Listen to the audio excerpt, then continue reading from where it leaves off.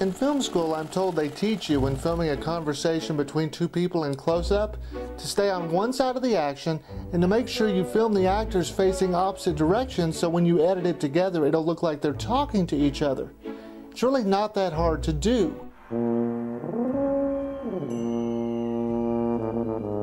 Would you just listen to me? No, I won't listen to you. His father was a wife beater. I really don't care what you believe. Stop it.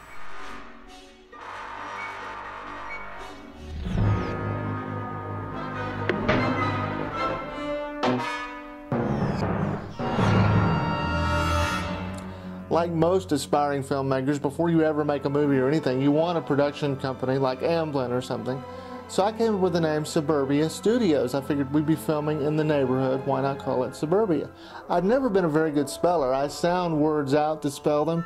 So I sounded out Suburbia. To me, it sounded like S-E-B-U-R-B-I-A, and I wrote that down on something. My father saw it, and that Christmas, as a gift to me, had a wooden sign made for me. It was done with a wood burner. It said Suburbia Studio Dave Hall. Of course, it was spelled just the way I had spelled it. And immediately someone saw it and said, "Oh, you spelled Suburbia wrong." I felt like an idiot, of course, and to avoid further embarrassment, I changed the name of the studio on the actual movies when we did the Chiron to the correct spelling. But that's why the logo you see, the actual sign that my dad gave me that I rendered down and use as an opening to some of these packages, is spelled differently than the way we actually spell it in the movies. But just because we had a production name didn't mean we had an actual studio. Suburbia Studios would form over a period of about 4 years, beginning in 1978 when I met Brian Brooks. I'll never forget how David and I met. It was the first day of 8th grade. We were in homeroom, and the homeroom teacher said, "You must have a locker partner, so pick somebody." And everybody rushed up and picked someone, and I saw David sitting there, so I walked up to him and I said, "Hey Steve, you want to be my locker partner?" And he said, "Sure, but my name's not Steve." So we started talking and found out we lived a couple of blocks from each other, and you know, that's basically how it started. Then in 1979, when I was a freshman at Paschal, I would meet David Whitley. Now move back over. So you always need to be, if you're looking this way, you're always going to be on the right side of the screen, no matter what. That's the right side of the screen. So it is. Yes, you're right. That means the left side of the camera. Yeah. That means the right side. My left. All right, well, then back and forth from us. And then finally, in 1981, I would meet Chris Freeland. I was in Carol Brown's 5th period class, and I think David was in the 6th period. There were these pictures of planets, and they were done with an airbrush, which was something that I had never seen before. They were really cool looking. They were on dark screens with stars and stuff, and there was this big planet. Every once in a while there'd be this new one being worked on in the back of the class, so finally I said something to Mrs. Brown about her, and she said that it's a guy in my next class. Why don't you stay, and he'll be in just a little bit. And David walks in, and Mrs. Brown looks at him, and she points at me and says, this guy's been looking for you," which I don't know what she was talking about, looking for you. I simply asked about the paintings, you know, but there was a very strange look on David's face like, my God, what do you want? And Chris, together with Whitley and Brian, would form the heart, the foundation of Suburbia Studios. Whitley could do art, he could do makeup, special effects. Brian was good at photography. Chris could do just about anything. He could run the camera, he could do sound. And these three people, along with Alan Hale, who would come in and out and provide valuable critical observations. This is Dracula. And those four people, along with myself, would form the brain trust of Suburbia Studios. Even though we had a sign and very talented people, we still didn't have an actual physical studio.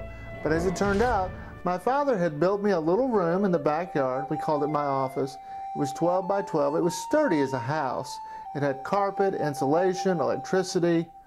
That was Suburbia Studio. It was the nerve center of all our productions. They're probably all have their own. But here we are. We're going into Dave's studio here. Dave, is this your studio? Yeah, this is where we do our pictures. Is it? Well, the old office. I drove by old worn-out court, and I couldn't see the office, and David tells me it's gone now. But the office has a lot of special memories, going back to when we were in 8th grade. So kind of started out as a place where we could hang out, and then it transformed itself into a sort of an editing room and radio studio, and a lot of nights out there saying, you know, what can we do next? I think we were fortunate to have that area. You know, those the office days are probably the most favorite days of my late teens, early 20s years. So it'll be a place I'll probably never forget, that's for sure. We need to go get a line. Yeah. I gotta choose. You're nominated. Sorry, son of a bitch. What do we want to edit? Here's put on this down jacket then. If you spent any time in the office at all, you'll remember this drawing of the cover of Rhombus Monthly by Alan Hale, or this one of Star Blazers by Chris Freeland, or the cat sitting by the burned out apple. Those pictures hung on the walls of the office for years. I've been writing creatively since a very early age. I wrote my first novel at 10 in a little Mead notebook. It was called Shipwreck. In middle school, I won my first writing award, continued winning awards in high school and college. But in 1980, I became kind of bored with writing. It was such a solitary activity, and I wanted to be with other people and do something in a different medium. And radio drama seemed perfect. It was affordable. It didn't cost a lot of money to get the equipment. So in 1980, the first project we did in the studio was a parody on Star Wars based on the Mad Magazine takeoff. And it was called The Empire Strikes Out. In this project, David Whitley's talents really came to the fore. I don't know how many different characters and voices he did. Lord Zeta, Dark Master of the mystical energy field known as the Force. Imperial Bond Snoopers, feared soldiers of the Empire. General Bluebonnet, strategist for the rebel forces. Creepio, one of Duke Stifotter's personal droids. Artie, Von Morty, senile old man, senile, who wrote this thing? I must have known that July day Brian and I were starting something special, because I wrote about it in my journal, and here we are 25 years later and 25 episodes later. Our series was inspired by Star Wars that National Public Radio had done in 13 episodes. The acting, the music blew me away, and I wanted to do my own radio series. And Captain Triangle is still going strong today. The whole idea of Captain Triangle happened. We had this geometry teacher named Mr. Landers in high school, and one day we're walking down the stairs after class, and one of us said, you know, wouldn't it be funny if, like, Mr. Landers was like some geometric superhero at night, you know, and, like, you know, by day he's this, you know, geometry teacher, and at night he's out saving people. And basically we took that idea, and that summer David would come by and pick me up in the morning. We would go to his house and we would tape an episode, and it was really crude. We had this tape machine, and we'd sit by the speakers with the music or the sound effects playing, and we basically kind of winged it. So, how have you been doing, Captain Triangle? How are the great geometric fool gods? I shall speak nothing. Call this wine. Yes, isn't it lovely and vile and wicked? And Tastes like liver vial fluid. Exactly. For our next project, the same year, we tried improving our sound quality using a big reel-to-reel my brother had, and I adapted a short story I'd had published in the high school literary magazine. It was Chris Freeland's first project with us, and I remember he came into the backyard for the first time and came into the office, and he was in awe of the whole deal. I remember I came over to David's house, and he had all this stuff set up in his little shack outside his backyard. And I thought, what is this all about? Because he had, like, microphones, and everyone was acting out these parts and stuff. It's where I first met Brian, and he was playing a part of this thing. And we weren't as adept at editing back then, and the pace was somewhat slower than I think a lot of people expected. I remember playing it for my mother and father, and there was so much space between one scene that my dad looked at me and raised eyebrows and went, "Is that it? Is it over?" Alex, your boss just got here and paid the bond. The bond? You mean I can go? Yeah, as soon as you filled out a few forms. Oh, where's my boss? He's out front waiting for you. Seemed kind of nervous. We did another radio drama, this time utilizing material from one of my favorite authors, Flannery O'Connor, and her short story, A Good Man Is Hard to Find. This would mark the first time we would go outside the studio, and I would recruit some actors from the Vignette class, the literary magazine at R.L. Pascal, of which I was the editor-in-chief. This would also mark the first time that Bob Reed would come and participate in our projects. He was our creative writing teacher and the sponsor of the Vignette. We never have seen a secret panel. Let's go see the house with the secret panel. Can we go see the house with the secret panel? Oh, you never let us do anything. You're one of my own children. Don't touch me, lady. Well, that takes care of her. She'd have been a good woman if there had been someone there to shoot her every minute of her life.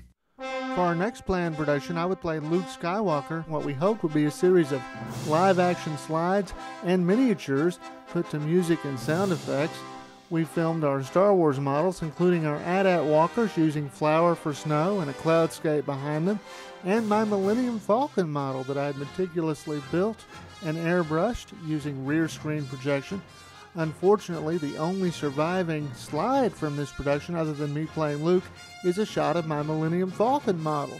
Sadly, this production would never be completed, however, because that Christmas, my family got a home video camera. Of course, it was intended for the entire family, but I jumped on it and immediately was in the backyard using my friends to learn to pan, tilt, and zoom. I even recruited my cat Jones as a subject. Do something, Jones. Leave, Jones. And Alan Hale and I made a little play using our Planet of the Apes action figures. Zeta, I'm home. My dad was a professional beekeeper, and one day when the bees swarmed, I couldn't resist grabbing the camera, donning my protective suit, and watching him thunk some bees in a hive. 1, 2, 3. I remember wishing for 2 cameras that day to simultaneously get a close-up of the inside of the hive. Our favorite line of 1982 was, "Don't touch the phone, you'll kill yourself." We may have had a video camera, but we didn't have an editor, so we had to edit in the camera. The problem was we couldn't consistently get clean edits in the camera. Sometimes they'd have static between them, and I spent a lot of time taping Chris Freeland trying to figure it out. Remember, we also shot some stuff with Alan Hale, and the front of my car, I'd had a car wreck not too many days before that, and we did some stuff where Alan Hale jumped up on the hood of my car, and then it made it look like I was hitting Alan, so that was a lot of fun. I think we were more enamored at the time being movie makers rather than actually making movies. We had several projects. One was called Battle Zone. I think the sum total of that project was a piece of paper that said Battle Zone, put to the music from A Bridge Too Far. We had one called Prolipsis. But what really turned the tide, I think, was Chris Freeland getting a video camera just like the one I was using. They were state-of-the-art for 1982. One side of the unit would detach and you could take it with the camera. And we would go camping down in Morgan, Texas. My parents owned some land, about 20 acres. We'd take my old 67 Cutlass, and me and Chris and sometimes Alan Hale would go down there and camp out in this barn that my dad had constructed out of sheet metal and angle iron, and Chris and Alan could just be themselves. The great sword Excalibur. But we still couldn't get clean edits in the camera. We first learned how to edit in the camera. We were actually on vacation. We were out down at the farm. I remember the moment we figured it out. I was taping Chris running down the side of the gravel pit, and at the bottom I messed up and had to rewind it and pause it. And that was the secret, rewinding it and pausing it just before the edit. We still got the flying erase heads, the red, blue, and green bars, but after that, the edits were clean. You know, my father's piece of land, it was a great place we could go and film and not be bothered. Eventually, we would film 3 of our movies at the farm, but that day I was so excited to be able to do clean edits that I snatched up the camera and began scouting locations for a feature I wanted to do on the destruction of a keg party. My brother was always wanting to have keg parties, and I wanted to blow a keg party up. Put the tent there, and the beer inside the tent, and I found a keg we could put beside. Later that day, Chris Freeland would make a very innocent comment that would prove very telling as we began pre-production on this feature-length motion picture we thought we were going to make. The arc is open, Belloc's head explodes. It's a few lines on a piece of paper. It doesn't seem like much till you try to film it. Little do they know. Yes, Chris was correct. Little did we know. But in March of 1982, we would start pre-production on a movie called Young Flight with all the energy and enthusiasm in the world. At the time, I remember saying, look, we've got to plan this out carefully, and Chris Freeland did tons of storyboards, breaking down all the scenes with his own unique style and sense of humor. And I remember going over all the locations again and again and again.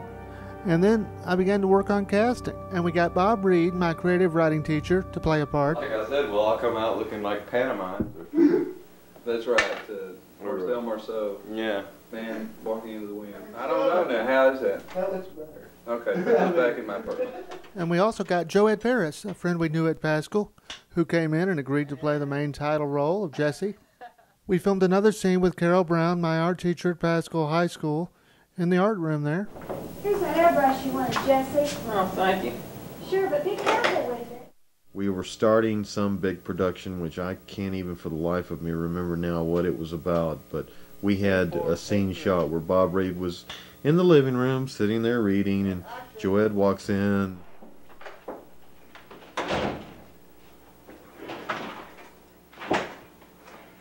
Jesse, David's in your room.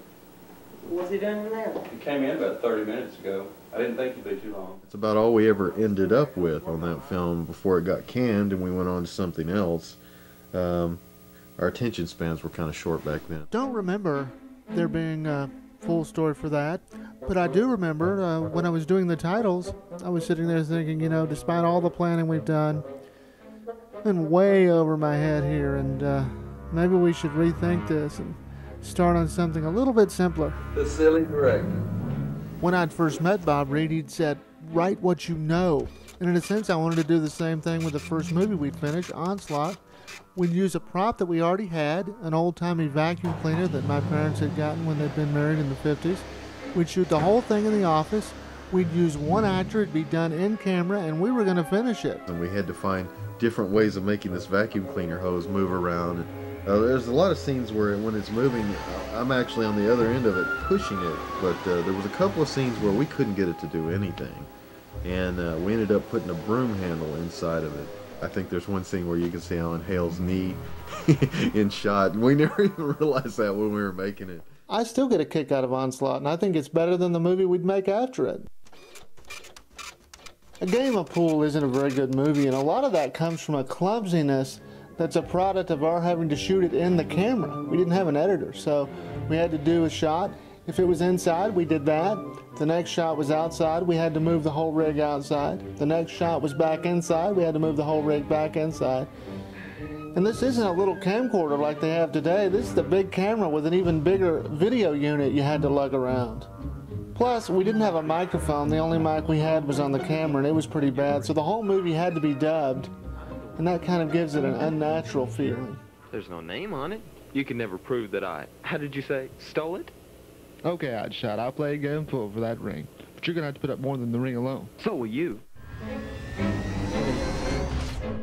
My dubbing? She must have hidden the plans in the escape pod. Sitting at the...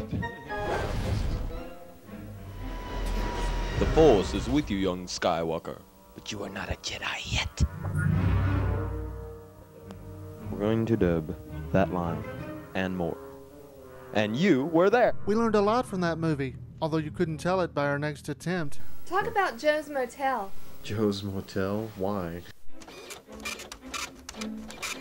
David's father had built this elaborate set in the backyard. I mean, there was walls, a door, even an outer wall on the other side of the door, so it made it look like there was a hotel room, complete with pictures on the walls, a telephone, a lamp that actually worked. Well, Joe's Motel was another step down for us, and I can't blame it on lack of an editor. I had this bright idea, look, let's write this really short story, it takes place all on one set. In fact, let's build the set in the backyard, put the camera down in one spot, and basically not move the camera. We can concentrate on other things. The problem was, I had a great actor named David Whitley who loved to improvise, and he did a little improvisation here and one there, and before I knew it, the thing was 6 times longer than it should have been, and it's my fault. You know, I just didn't see it getting away from me, but it did get away from me, and it's really painful to watch. You know, we blew up the set about 25 minutes into the movie, and I think it was 25 minutes too late. Around this time, my dad happened to be at a family wedding, and he started talking to the videographer, and there was a guy named Kerry Sims who I was later introduced to. And Kerry was interested in making movies as well. In fact, I wrote a feature script. It's untitled, but it's about an old Chevy that can talk and forms a friendship with this kid. We were going to make it. The project never happened, but as it turned out, that was the best script that I could have written at the time, because not only did it lead to a collaboration with Carrie for many years, but a great friendship, which we still have to this day.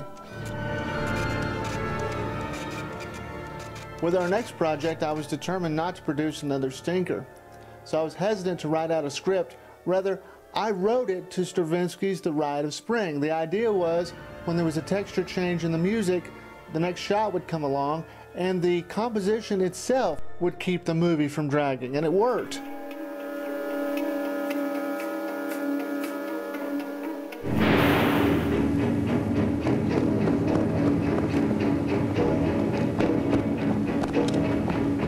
David's direction was, run this way, run over there, okay, Chris and Whitley, run by here.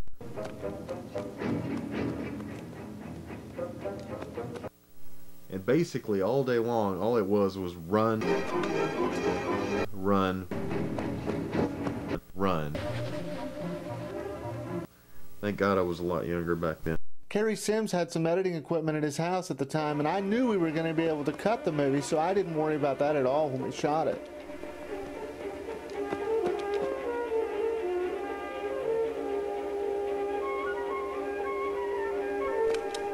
The Forbidden Zone earned the studio its first award from the American Film Institute, and it's still a short film that I'm proud of. I signed up with Salmons, the local cable provider in Fort Worth at the time, and took their free public access video course so I could use their editor for our movies. But before any of that could happen, May 25th, 1983 arrived, the day I'd been waiting for years. Yes, it was the day I graduated from R.L. Pascal High School, but I'm talking about the premiere of Return of the Jedi.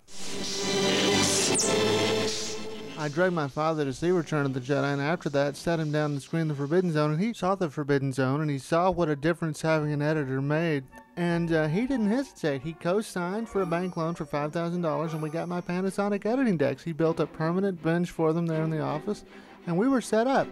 We couldn't do dissolves. We still had to do fades in the camera. It was just straight offline editing. And we would edit or do rough cuts of our 6 final movies using those decks, and do several audio dramas using those decks. I love those Panasonic editors. In fact, when we first got them, I was just messing around learning how to set up edits. And we had nothing offhand to edit right away, so I took some clips from T.J. Hooker and got creative and made myself a TV star. My favorite bit that we did came from a T.J. Hooker episode in which Leonard Nimoy guest starred, and I decided to try my hand at a little dialogue replacement. Spock! After doing those little bits and learning the basics with the editors, I decided to recut The Forbidden Zone and tightened it up, and then I felt ready to move on to our next project. A lease on life. In a lot of ways, it was like starting over again, because we were going to do a narrative movie with dialogue, and we were going to be able to edit it. And I wasn't going to rely on music as a crutch. We were going to try to make a real bona fide movie.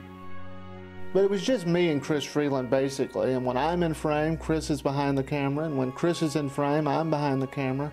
There's some 2 shots of both of us, and there's nobody behind the camera. We just set the camera on the tripod and let it run. I made out a will. You're a bit young for that. No, I'm not. Come on, Michael, you're only 19. Yeah, Leslie was only 16. How old do you have to be to die? David gets in his car and drives off, and I chase him, and it was a lot of fun because David had found a way to use his editing decks to set the knob on a certain way, and it actually made the camera action go a little bit faster.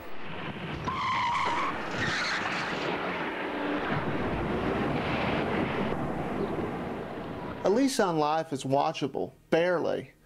The highlight of the whole experience for me was having our first film premiere. Now I can't even remember where we had it. My dad was afraid nobody would be able to find it, so he took this piece of wood and he scratched on it David Hall Film and drew an arrow. And that was the grand beginning to my film premieres. I now had editing decks, but I had to pay them off, so I had some new business cards made and opened up a new wing to Suburbia Studios. I began videotaping weddings and editing them, and did that for a couple of years, and that led to a great gig with Miss National Teen in 1986. In 1987, I began doing corporate videos, including one for the American Cancer Society, and business was good until I moved to LA in 1988. But back in 1983, when we were doing A Lease on Life, my mom took a job at the Dean of Students' office at TCU, so I can enroll there in the fall as a freshman and go tuition-free. I found it a little more difficult than classes at Pascal had been, so I said, let's not make a movie for a while. Let's use the editing decks and do 3 more Captain Triangle episodes, 14, 15, and 16. We basically brought in other characters. First time we'd done this with Triangle. We brought in Chris Freeland. First time that I worked on Captain Triangle was episode 14, where I played a Mr. Smith. Greetings, Dr. Rambus. So, what have you found out from that Captain Triangle fellow? Well, tell me everything y'all said this morning. How did you know I spoke with him this morning? I know everything, Mr. Smith. I have my geometric sphere, and I see everything. And we recruited my girlfriend at the time, Jenny Cannell, to play the evil Polygona, and she did great. And I'm so glad to see him suffer. I've been waiting for this moment. Captain Triangle is so boring. I'm sure he's not as exciting as I am. No, he's not as evil. He's not evil at all. Yes, I'm so evil. Yes, you are, and I love it. David did a great job with episode 16. It was all timed to music. You know, Rhombus was sort of at his peak. You know, I had the voice down, and David had Triangle and Melkor, and there was this great chemistry between me and David doing Melkor. We could just sit down and say, okay, here's what we got to accomplish in the scene. We got 3 minutes to do it, and the rest of it we'll just kind of let it happen. And we ended up with some classic Captain Triangle. I don't see you again. I want you to have this. It's the love tablet. Dr. Rhombus gave me it. Now I must go. We only have 24 minutes left in the episode. We gotta hurry.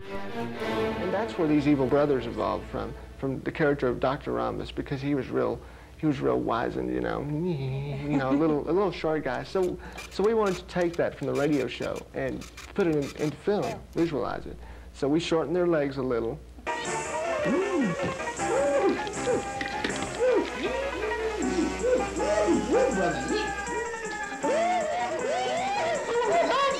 We kind of brought in some Triangle elements as far as our voices for Rancor and Itch. You know, when the first idea first came up, it was a real short film, and we managed to expand it. Everybody was really involved with it, and it was a very creative idea, a very unique idea. You know, we had a tight schedule, and we had a lot of fun doing it. We shot it over a spring break. The whole first day's filming had to be canned because the backdrops were shining, and we couldn't tell it in the camera at the time, but they were all shiny and they were supposed to be black. It was supposed to be nothing in the background. It looked like cardboard but painted over, which is exactly what it was. It looked really bad. Camera placement is real important because like if the camera's at an angle and one person is on the left side of the screen, the other person's on the right, and they throw a punch and it doesn't come within 4 feet of them, then they go, oh, it looks silly. But if you have one person in the foreground and one kind of in the background coming over the shoulder shot, the same punch can look excellent. And with Shadow Games, it all came together. I continued to rely on music to compose a movie to, but this time I took it to a higher level. Now kill the witch! My dad contributed a lot to that movie.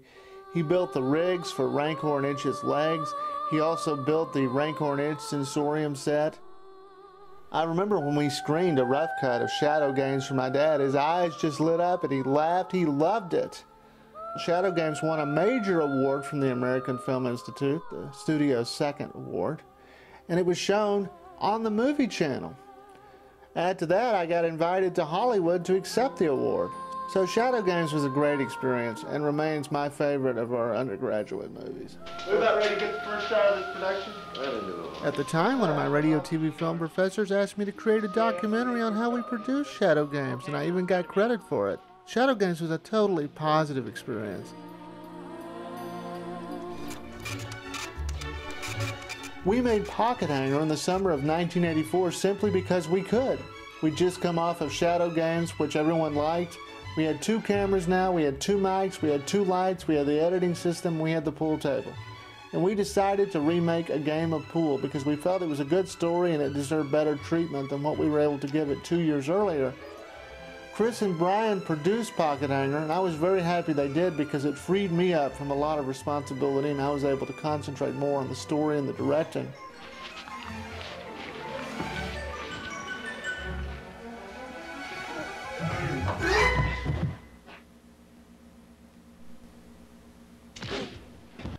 Bob Reed would return and make his 3rd appearance in a Suburbia Studio project. Little jerk. My cat Jones would even make an appearance in the movie.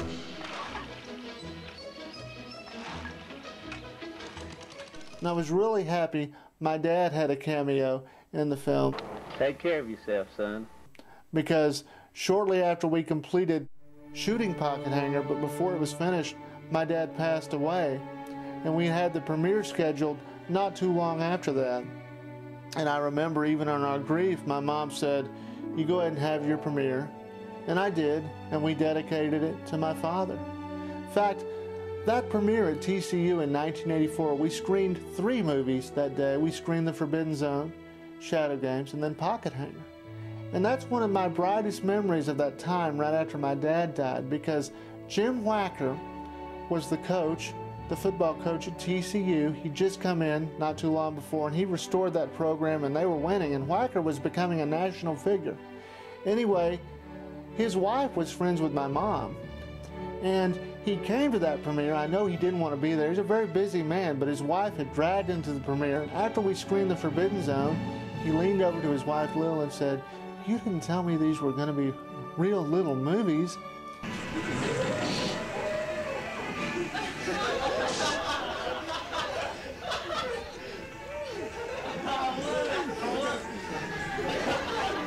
Then after Shadow Games, he clapped. He said, "Oh, that was good. Let's see another one."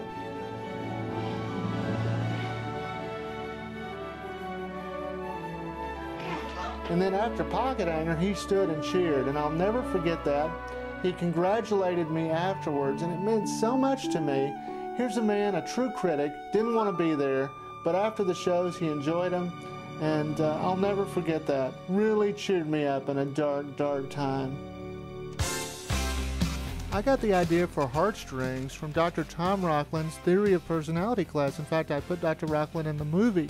The idea is basically, can you condition a person to do something like Pavlov conditioned his dog? In fact, the script turned out so well that when I moved to Hollywood in 1988, I wrote a feature version that was actually optioned for 6 months.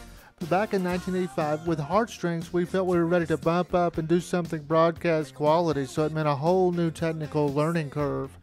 Shadow Games had been okay as a black and white movie because black and white fit the tone of it, but Pocket Hanger was not black and white by choice, but because our old Vidicon cameras, the color just wouldn't hold up. Unfortunately, the professor in charge of the video equipment at TCU at the time had something against me, and he would sabotage me. I would have the equipment checked out weeks in advance and show up to get it, and he wouldn't give it to me. And if it wasn't for Larry Charlesworth, a technician at TCU at the time, he kind of snuck equipment out to us through the back door.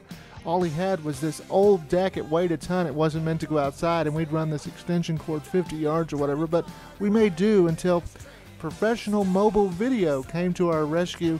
Kerry Sims was no longer doing weddings. He was doing TV commercials now, and he loaned us one of his Ikegami 730 cameras. In fact, Kerry came with us and used his own Ikegami 79 to help us shoot a scene on location at the Ridgely Theater in Fort Worth when we were doing Heartstrings.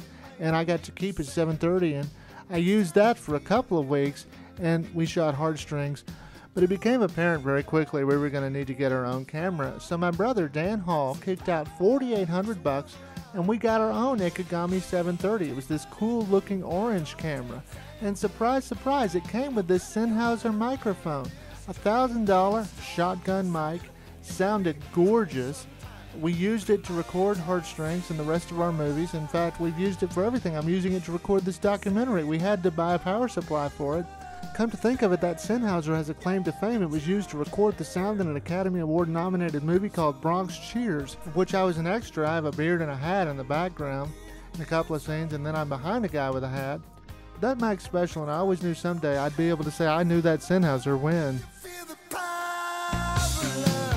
Heartstrings, I finally got to sort of get from in front of the camera and do some things behind the camera. I got to actually set up a few shots. You know, working with yet another group of people, you know, helped us to learn that, you know, there's certain ways you have to interact with different types of personalities, and we shot on several different locations.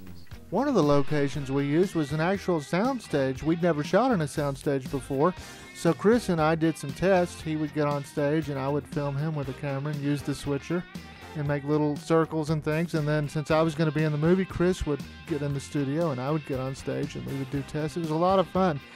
The coolest thing about Heartstrings that I remember was a guy named Sean Cowden. He built this set. I mean, usually sets are made of cheesecloth or paper. This guy brought in 2x4s. He nailed up sheetrock. He taped and bedded the thing. I mean, it was like a house, you know, part of a room. It was the coolest set I've ever seen. David Whitley decorated it with all kinds of artwork and things that he'd drawn, and his gerbils and hamsters.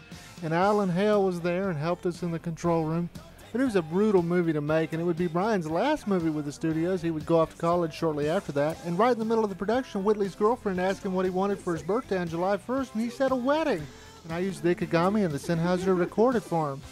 But you know, recently I've had to revise my opinion of Heartstrings.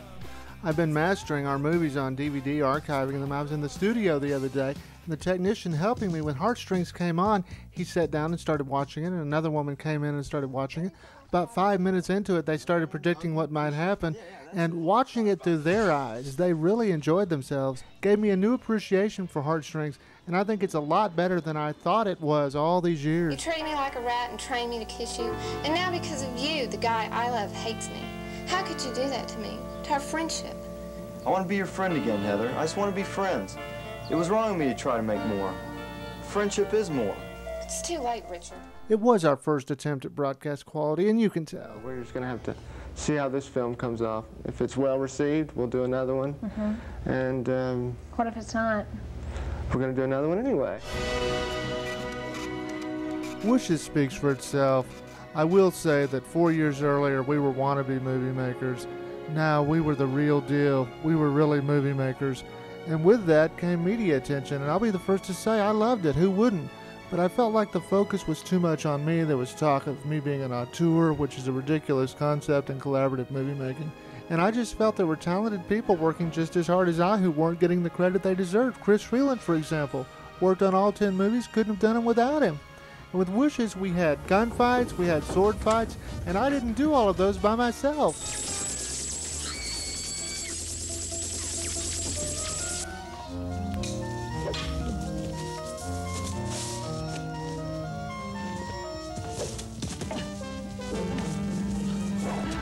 And we were really fortunate to have Blake T. Evans come in and direct the photography on the picture. I mean, he brought a skill level that was amazing and made this movie look 10 times better than it would have. And R. Scott Wilson, who operated Wishes, his work ethic was outstanding. The guy showed up every day and worked like a dog, and it was hard work. And then what can you say about David Whitley? Artwork, special effects, fight choreography, acting. I mean, the man was a virtuoso, and there'll never be another one like him. Damn you! Wanna fight, huh? Fight me! And then my brother, Dan Hall, we had hired a professional effects house to come in and do our bullet hits, and they couldn't deliver. And my brother, using 30-30 shells, rocket igniters, and a homemade nail board, did a great job. And it was all trial and error. He did it all by himself with a little help from Whitley, and it came out great. And on Wishes, I would reach the height of my collaboration with Kerry Sims. I got to cut the picture in his state-of-the-art studio, and I got it cut beautifully, just the way I wanted it. And the icing on the cake was getting Kurt Wilson to compose and orchestrate an original soundtrack. My wishes come true. Will I sing a new song once again? Shall I soar over clouds filled with rain? Wishes all coming true. But no question, our biggest coup on Wishes was getting the talents of Kevin Malloy in the lead role. Ancient and medieval periods all together. You've gotta take me back. You've gotta help me.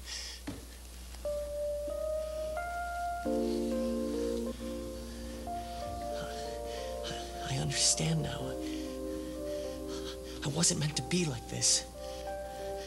I'd rather be stuck in a wheelchair the way that I was meant to be than to be the kind of person that no one likes. It was a complicated movie, but like with Shadow Games, I didn't try too hard. I relaxed and trusted my ability. And I drew on my childhood for the story. I was born with cerebral palsy, and the Easter seals helped me a lot. In fact, I was the Easter seal poster child in 1971. And that experience really gave me the confidence to explore my creativity, and I began writing, and shortly after that wrote my first little audio drama with the support of my family. It took place in the future, and if you weren't happy with who you were killed in these things called death doors. David Hall Productions presents Death Door 7. It was definitely a precursor to Wishes, although it would be more than a decade later before the story would evolve into its final form. And even then, I held it back until after we'd done Heartstrings, and I felt like we were good enough to actually do justice to the story. But sometimes you just have to admit that you're lucky, and I was incredibly lucky to have the vast array of talented people around me that I had continually. We lost Brian Brooks after Heartstrings, like I said, but after Wishes, we would lose the incredible talents of Alan Hale. So even as we lost people for periods of time, new folks would come in, and Suburbia Studios' production schedule would continue without missing a beat. Our next project would be a live radio dramatization of Arthur Conan Doyle's short story, The Disintegration Machine. One of our new studio members, Blake Evans, would join forces with one of our old studio members, David Whitley. Good afternoon, gentlemen. You are here to observe the Namor disintegrator? That's correct, Professor Namor. During rehearsal, Blake would say Namor, and Whitley would snap and correct him and say Namor. And I'm like, Whitley, you can't ad-lib. We have to get out at 14:30 exactly, and we did. And Whitley even read the announcer copy at the end of the show and plugged our studio. Tonight's presentation of The Disintegration Machine was brought to you by Suburbia Pictures. Be with us next week when Radio Playhouse presents the first installment in the adventures of Captain Triangle. If you look at the end of Wishes, you will see a production number, 109. That means it was the 9th movie we did.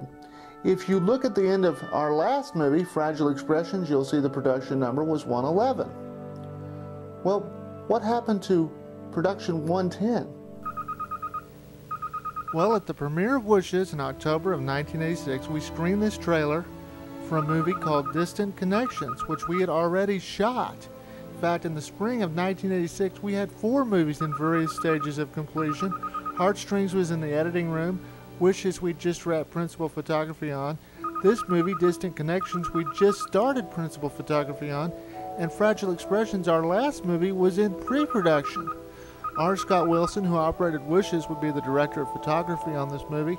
Susanna House and Herschel Stein would form our production crew, along with Mark Britton, who did our sound. Hello? Unfortunately, before the movie could be completed, an act of God would destroy all the original raw footage. It's a shame, too. We had a great time doing this movie. In fact, I held open auditions, and a record number of people showed up to try out. What are you reading? Magazine. Which one? Modern Maturity. I had some incredible talent for callbacks. Some were well prepared and got the part. Others were not so well prepared and didn't get the part. I don't know these lines. One of the joys of working on Distant Connections was meeting John Harvey. He had tremendous courage as an actor. My father died today. For my money, he's a courageous man, too. He's a doctor in our nation's military. Talked to him last week. He's about to be promoted to lieutenant colonel. A few scenes from Distant Connections do survive on half-inch. The whipped cream. Don't tell me you don't remember. We got it all over the bedroom. In the story, John Harvey's character, Tony, gets a wrong number from Allison Bodie's character, Lisa, but he's intrigued by her and seeks advice from my cat Jones as to whether he should call her back. I mean, calling her back would be stupid, right? Yeah. Can I get the number for Lisa Brown, who lives in Florida, please? Of course, there are a million Lisa Browns in Florida, but he's determined. Did a veterinarian get whipped cream all over your bedroom once? Hello? Eventually, he does get back in contact with her. Hey, you're the guy I got mixed up with yesterday. They begin talking, they become friends, and over the years they share life's ups and downs, but just over the phone they're separated by half the country, and they never meet until the end of the picture when Lisa shows up at his door. Hi, Tony. Hi, Lee.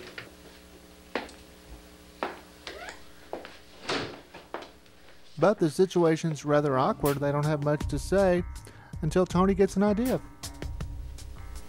Just a moment, please. Pick up the extension.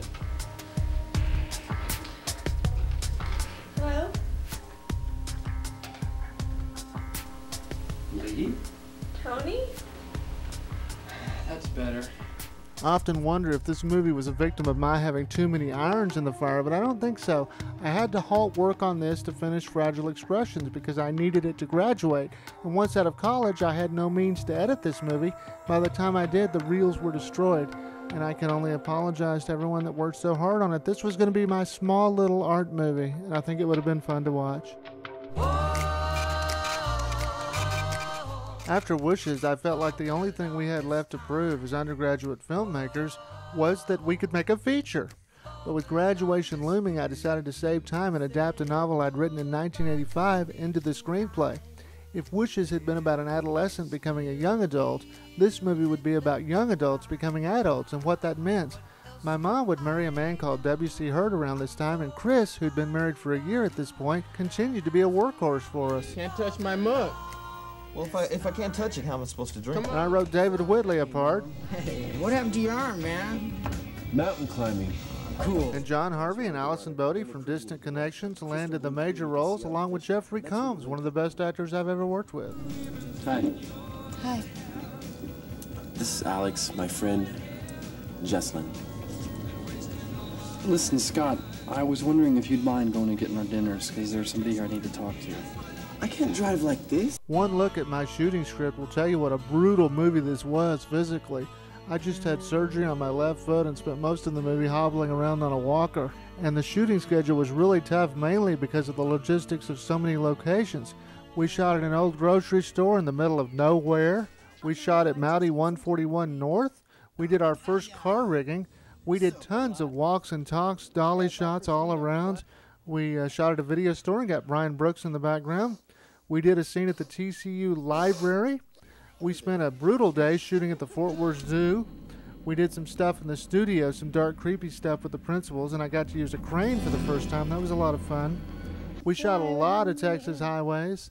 We waited forever to catch a train. We even shot a scene at the recreation room at the University Christian Church at TCU. Like with Wishes, Scott Wilson operated the movie, Blake Evans directed the photography, and Blake liked to use smoke cookies for atmosphere. In this scene, he used one too many. Not only did the Fort Worth Fire Department answer the university alarm, the Fort Worth Police Department showed up, and truth be told, I was nearly arrested because, unfortunately, one of the props we were using was a prophylactic, and it was left laying around. To make matters worse, Allison Bodie was looking at some Victoria's Secret catalogs that she'd left there, and the police thought I was directing a porno movie in the dormitory, and they made me show them several scenes on our tapes before they were convinced otherwise. Things didn't get any easier when the company moved on location to Hyco, Texas, where my mom was born and raised. I did get my granddad, J.C. Prater, in a scene. He never could understand what an answering machine was, but boy, he knew how to take direction and do a scene over and over. I tried to get my grandmother in the movie, but I think she ended up on the cutting room floor. That was a tough, brutal location shoot, and I never want to work another 27-hour day in my life. When John Harvey's riding my three-wheeler at the beginning of the movie, if you look, you can see he has the handbrake on. That's because we're towing him around in the back of a pickup truck. The three-wheeler cracked in half after the first few shots of John riding it. And from then on, people would throw dust in the air to make it look like the three-wheeler had pulled up, or they would drag it out of frame, and I would pan the opposite way. Mercifully, the farm shoot was our final shoot, although it was appropriate. The last time I called cut, I was standing in the gravel pit, not far from the spot where just 5 years earlier, Chris and I had learned to edit in the camera. And I would edit the picture at TCU after doing a rough cut on my half-inch decks. The dean of the college had seen Heartstrings, and after that I didn't have any trouble. The professor giving me problems was denied tenure, and eventually he was gone. And the late Dr. John Freeman was my advisor, both on Wishes and Fragile Expressions, and he was great. and TCU was nothing but supportive. Looking back on my final senior project 19 years later, I agree with some notes I made in the editing room when I was trying to fix the movie at the time. The character development is good to a certain point, but at the end there's no thematic revelation, and this movie taught me the old saying is true: if it's not on the page, it's not on the stage. But it's a good movie, and we had 4 screenings for it, and they were standing room only. People seemed to enjoy it. Still, I wish I could have written a better script for all the people who worked their tails off on this movie: Kevin Sully, Lauren Fulton, Heather Quick, Kara Stu Allen. Graduation came, and with it more media attention, which again I loved, but I felt unfairly focused on me. The wires picked it up. I had my 15 minutes, but every chance I got, whether it was radio or television, I tried to set the record straight about who did what. In the 2 movies of yours that I have seen, I did not feel that way at all. I would not even remember that it was a college movie, perhaps 10 minutes into the film. So when you have good people behind you, supporting you, it makes it a lot easier to produce the sort of results you were talking about. On February 3rd, 1988, Chris and I packed up my Honda Accord I'd gotten for a graduation present, and we hit the open road to California. We drove to Greater Los Angeles, and I found a condominium to rent in Glendale, California. Chris returned home, but I set up shop to see what I could do. At the end of the year, I returned home for Christmas, and Chris, Brian, Whitley, and I convened at my brother's house with the Sennheiser, and we taped episode 1 of The New Adventures of Captain Triangle. Whitley had never done Triangle, but it was right down his alley because there are no scripts. It's all improvised. But we had a hard time getting anything done because Whitley's so great, he kept cracking us up. You will need this triangular belt buckle. Oh? And this trig saber. Oh. Yes. It works better the better you know trigonometry, so brush up. What? Whitley and his wife Jennifer came to visit me the following year. We had a great time at Disneyland. Whitley brought the box of Distant Connections raw footage and my editing decks, which I set up, and I edited episode 1 of Captain Triangle. The following Christmas, I returned to Fort Worth again, and Brian, Chris, and I convened back at my brother's with the Sennheiser to tape episode 2 of The New Adventures of Captain Triangle, The Revenge of Dr. Rhombus. This episode saw Rhombus ascending upon Disneyland. We had a lot of fun with it. Yes, I just love this place. Yes, what did you say it was named? Disneyland, my lord. Malcolm, let's change the name of it to Rhombus Land. Yes, yes, woo, yes, wonderful idea. We now had 2 completed episodes of Captain Triangle that sounded pretty good. I would move the following year to a house in North Hollywood. The rent was cheap. My manager owned the house, and wasn't that great of a deal, but I was there. The following Christmas, I returned home again, and Chris and Brian and I went back to my brother's and taped 2 episodes.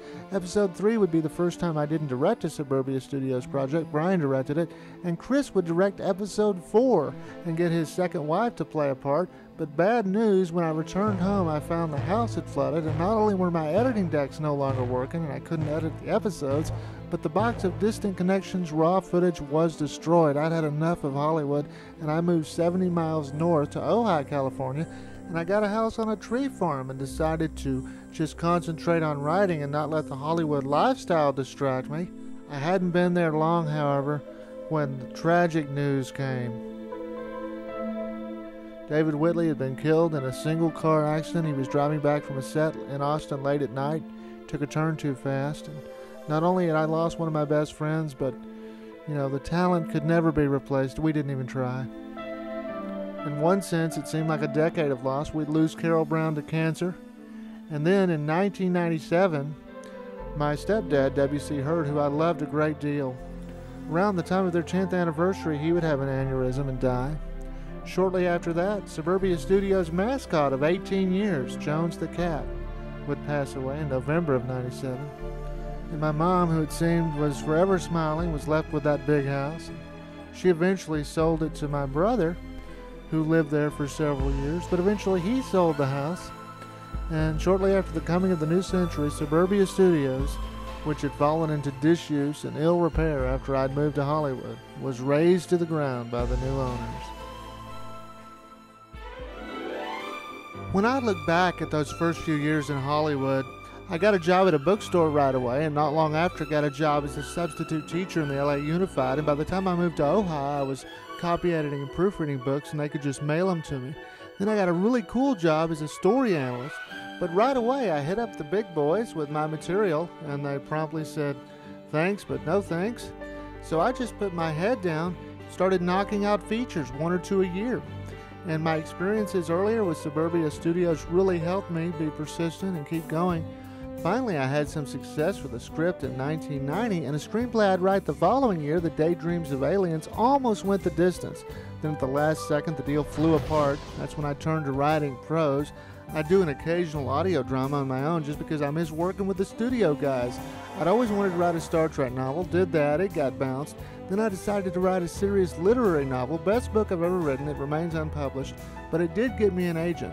I was cranking out work, I'd send a story in, get a printed rejection form, send another one in, this time get a handwritten note with some encouragement, send another one in, and I'd get an apology because they didn't have a spot to publish it.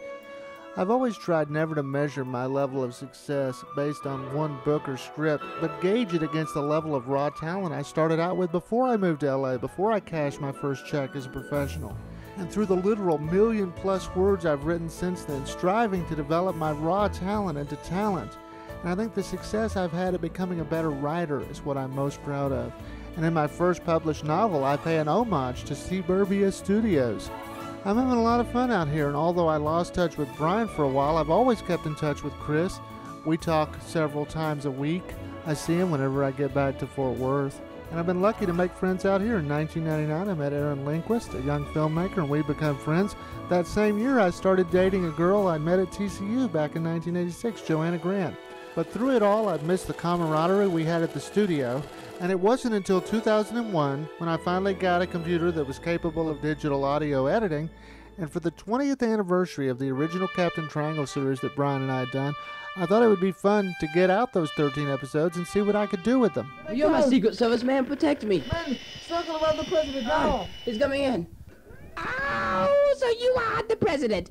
Come, we must have a drink of my liver biofluid. So I took some sound effects off Napster, back when they were still free, and reworked the series. I cut it from 6.5 hours to 97 minutes. Man, circle around the president now.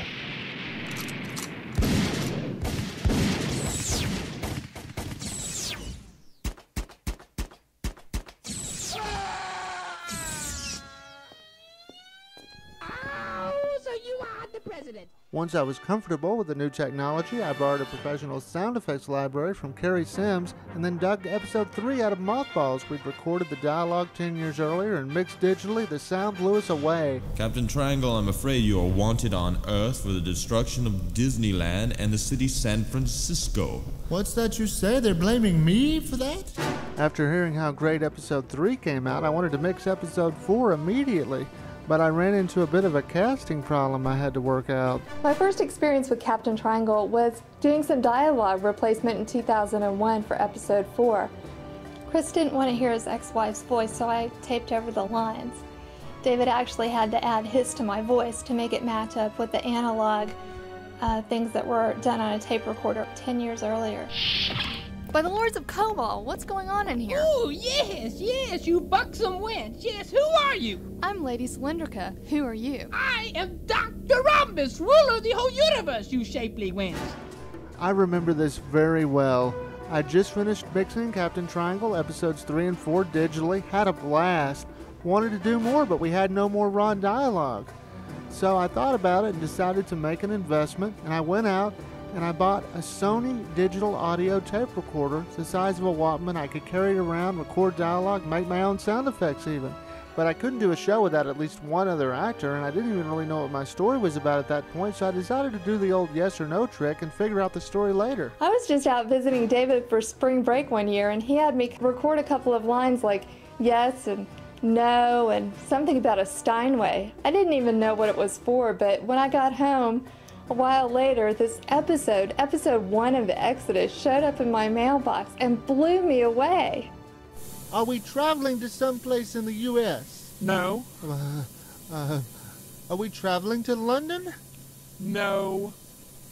Are we going to Egypt? Yes. I really wanted the Exodus to be a Suburbia Studios production, but to qualify, I would have to have myself and at least one of the original 4 founding members. Brian was off in Canada.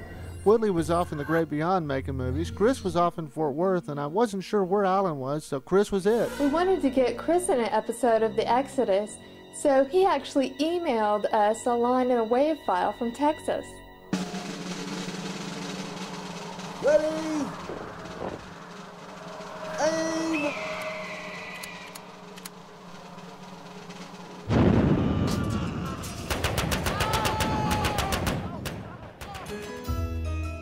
Working with the studio, I've gotten to do a lot of creative things that I wouldn't have gotten to try before, like doing Foley, or even co-writing an episode of The Exodus with David.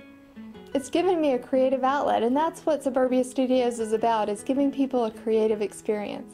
And that's been special for me. What was special for me was finally getting to marry Joanna in August of 2003. I had to leave my beloved tree farm after 11 years there, and we moved to Redlands, California, and set up housekeeping so she could be closer to her job as a university professor at Cal State San Bernardino.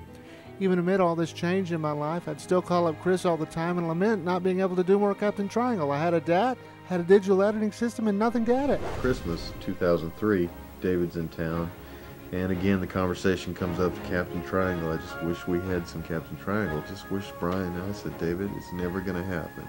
It's never going to happen. About a month later, after David went back to town, I get this call, and he says, guess what? What? Brian's coming to Fort Worth. I'm going to get an airline ticket and come to Fort Worth. We're going to do some Captain Triangle. We actually sat down and plotted the episodes. We spent 4 or 5 weekends, Fridays and Saturday nights on conference calls, plotting out the scripts and all that. The most special thing was just having the three of us back together again, and, like the old days. And, it didn't take us long to, drop right back into it, and just pick up right where we left off, back when we were doing these things 20 years ago. I mean, that's sort of the mark of true good friends, is that, you walk in the door, you kind of give each other a hug and a handshake because you're happy to see each other, and then immediately you just fall back into where you were, right? It's just like we've never been apart. Morgoth? Yeah. David, you're already great. Morgoth? Yes, my lord, Rambus. Yes, I would like... Why do you look at me?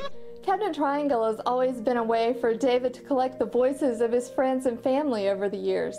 In episode 5, Brian's wife Sophia and daughter Khadijah got to play a part. A kitten. Thank your father. Oh, thank you, Daddy. You're most welcome, Rombina. In episode 6, one of David's longtime friends, Nicole Case, a real actress for a change, got to come in and play a part. There's a prostitute in there as well. This better not be another ploy to get in my pants, because you're not getting in, all right? I tell you, we must get my belt buckle and trig saber back now.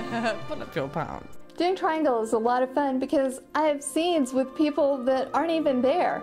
I've never met Brian, and he's in Canada. Chris is in Texas. But it's really the magic of David's creativity and his editing and what he does to make it all sound like we're having a conversation and we're talking together.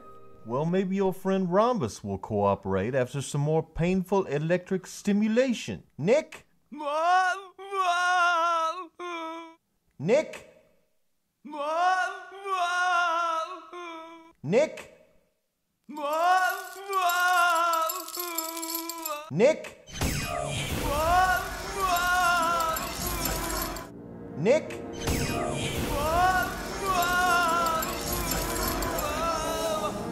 I'll talk. All right, stop the procedure. Look, it's Triangle's friend Morgoth. He's hidden in orbit with the fleet. Luckily, I had a new, more powerful computer with a better sound card to mix the episodes, and I upgraded the software I'd been using, and the episodes came out sounding great, better than I'd ever dreamed. I have a special connection to episode 8. We call it the Grant family episode because David got virtually every member of my family to play a part. My dad was in the episode. It's cold up here. What you doing with a shirt off, of all things? I tell you, you don't belong up here. You've isolated yourself from the whole world. My brother David played a scientist. We don't know what's causing the madness, but it seems to attack men, and they proceed to kill any woman they find. My other brother Jonathan got to play a villain. We refuse to let these democratic machinations infiltrate us from Earth. Democracy may serve pitiful Earthlings, but it will never be imposed on Rhomboid. And my 7-year-old niece Nikki even got to play a part. She ad-libbed her lines and they were so great, David put them in the episode. My kitty's stuck in the tree. Ah, so I see. Oh, please, mister, please get her down. I guess they liked what I did for the dialogue replacement because they had me come back to play Lady Cylindrica again. The answer is doing it from the bottom up, going to help the people, doing little things to better the lives of those less fortunate. It's kind of funny because when my mom heard episode 8 and heard how these sound bites could come together to make a wonderful story, she sort of regretted not being willing to record dialogue for it. So David's already recorded some lines for her in episode 11, which we hope to finish someday. Your attention, please. The grand prize in the chili cook-off goes to Franklin D. My friend Aaron Lindquist can do great voices. He started working for us on episode 5, and he's taped material for the last 3 episodes we haven't even finished yet. I think Whitley would be proud. Welcome to Rhomboid, Captain Triangle. Sir, a runner has just informed me that a huge body of troops is massing. Sir, we've taken heavy damage to our number 4 shield. We're getting Captain Triangle, this is Aelborn, head of the Geometric Council. My favorite Aaron Lindquist character is a Frenchman named Thales, and he brought a whole new dimension to episode 9. Do you have any cigarettes? Gauze Blanc, perhaps? I'm not too fond of American cigarettes. No, not fond of them at all. No, I don't smoke. You do not smoke? What, are you a funny man? And episode 10 was a lot of fun for me. I got to come in and play evil clone Cylindrica. Always fun to play the villain. I prefer to shave myself. Oh, I can do it. Relax. I'm gonna shave your neck under your chin. Here we go. Bob Reed was in the first scene of our first attempt at a motion picture project in 1982, and he's in the last scene of our last completed dramatic project in 2005. Sorry to bother you, sir. We spotted a life raft 20 degrees starboard. The lookout reports 2 people waving. Very well. Prepare to come alongside. For his long-time association with the studio, to say nothing of 25 years of friendship, Bob Reed is now part of the Suburbia Hall of Honor. I don't know what we're going to call it, but that sounds good. And Kerry Sims, who, without his help, we couldn't have shot Heartstrings or Wishes. He joins Bob Reed in the hall. And of course, Franklin D. Hall, my father, he built Suburbia Studios and many of our early sets and got us started. He's also taking his place in the Hall of Honor. And if my dad got us going, it was my mom, Shirley Hall Hurd, who kept us going through the years, often just staying out of our way and letting us do our own thing. But we couldn't have done what we did without her all those years, and she takes her place in the hall too. And there are several other people I could name as I think about it. They just multiply in my consciousness, but 3 come to mind. Chris Freeland's mother, Ruthie Freeland. She's been a cheerleader for us all these years and secured the site for our first premiere. Bob Faulkner, he was in Wishes and let us use his house a lot for the movies. And my aunt, Lynn Prater, she gave me tons of filmmaking books in the early days and always enthusiastically supported what we were doing. One of the interesting comments I hear from a lot of people, and in fact I hear it from my wife Sophia, and I hear it from her niece, who's a teenager now, is that, that's really different. That, a bunch of kids, you're in your teens, and instead of out doing other things, running around the streets, you're actually doing something really creative. And it was really first rate. Because I have some incredibly talented friends, we were able to produce several worthwhile projects over the years. Many of them hold up even today and are enjoyable to watch still. As the years tick by, though, I was worried they would begin to disintegrate, so in 2001, I started restoring them. I began with the Captain Triangle tapes and carefully digitized each episode onto my computer, cleaned it up, and then archived it on compact disc. Once I had the Triangle series done, I went to work on the original audio dramas we'd done in the early 1980s, and they were in bad shape. In one case, a cassette literally disintegrated as I digitized it, but we were lucky we didn't lose a single second of a completed project. After they were safely archived on CD, I turned my attention to the original movies we'd done on VHS. Using the Edit Masters, I was able to transfer those to DVD myself, and those are now nicely archived. But when it came time to do our broadcast quality movies, I had to find a studio to help me with that. This has been a 5-year restoration and archival project I've been doing in my spare time, but if you look at the difference, say, between the VHS of Heartstrings and the new DVD of Heartstrings, it's gorgeous and it's been well worth the time. I did a 20th anniversary edition of Wishes and I mailed to the cast and crew, and on that disc I included a making of featurette and a tribute to my good friend David Whitley, and we were able to track down his wife and family and send them DVDs. All the movies have now been restored and archived onto disc. Each one has at least one special feature, and this documentary will be the last piece of the puzzle. And now all this stuff can sit on the shelf and gather dust without disintegrating. And hopefully we can add to our collection. I think both Brian and Chris will agree. We're not done yet.